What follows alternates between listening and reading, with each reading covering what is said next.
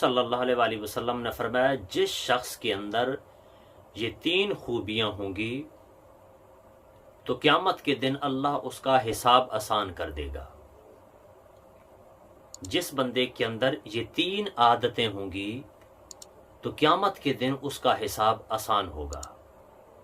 فرمایا پہلی عادت یہ ہے کہ جو تمہیں محروم کرے تم اس کو عطا کر دو۔ دوسری عادت یہ ہے، فرمایا کہ جو لوگ تمہارے ساتھ تعلق کو توڑ لیں تم ان کے ساتھ اپنے تعلق کو جوڑ لو۔ اور تیسری عادت یہ ہے، فرمایا جو تمہارے اوپر ظلم کریں تم ان کو معاف کر دو۔ فرمایا جو شخص ان تینوں عادتوں پر عمل پیرا ہوگا انشاءاللہ اللہ پاک قیامت کے دن اس بندے کا حساب آسان کر دے گا۔